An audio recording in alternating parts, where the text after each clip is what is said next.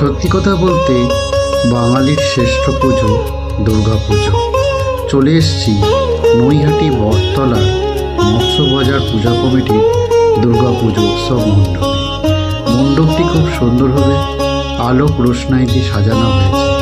এটি মন্দিরে দোরগোড়া, এই গেট দিয়ে ভেতরে ঢুকতে হয়।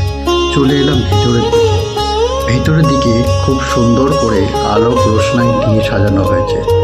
মণ্ডপের মধ্যিখানে একটি মহাদেবের মূর্তি আছে এবং পাশের দৃশ্য দেখাচ্ছি। এখানে কত সুন্দর আলো, লাইট, প্যান্ডেল এত সুন্দর করে সাজানো, কি বলবো।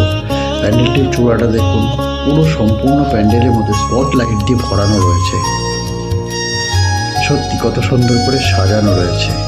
এই হচ্ছে বাঙালির দুর্গা উৎসব। আলোয় ভরা মায়ের দেবী আরাধনা নবরাত্রির মধ্যিখান দিয়ে বয়ে চলেছে আলোক রোশনাইতে ভরা এক সৌন্দর্য। দেখতে দেখতে আমি মণ্ডপের ভেতরের দিকে উঠবার চেষ্টা করলাম। বেশি কোনো ভিড় ছিল না। মণ্ডপের ওপরে উঠলাম। কত সুন্দরভাবে স্পটলাইটটি সাজানো, মন্ত্রমুগ্ধ হয়েই যাবে।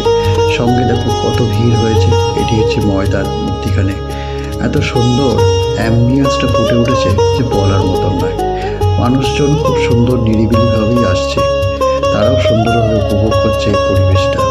শান্ত স্নিগ্ধ আলোয় ঝলমল করা একটা পরিবেশ যেন মনকে বুঝিয়ে দিচ্ছে যে হ্যাঁ, আগামী দিন তোমার জন্য অপেক্ষা করছে। খুব সুন্দর একটি মুহূর্ত।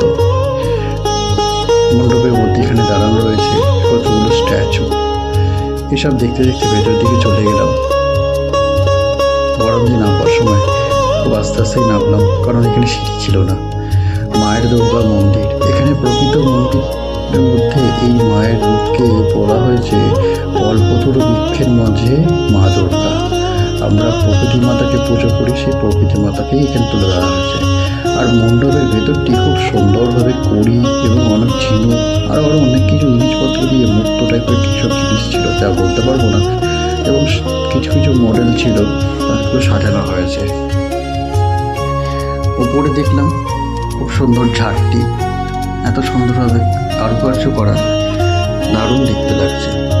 সবই একটা সুন্দরভাবে গোছানো হয়েছে। এই হলো মণ্ডপ, পুরো মণ্ডপটা দেখাচ্ছি। খুবই সুন্দর একটি মণ্ডপ। আবার মায়ের দর্শন আর মার পুজোর জন্য 5টা ঘট আছে এখানেতে। সেই ঘটেই মায়ের পুজো হবে। এ হলো প্রকৃতি মাতাকেই তুলে ধরা হয়েছে। এই যে 5খানা ঘট, 5 জনের, এটি মায়ের ঘট, দেবী ঘট।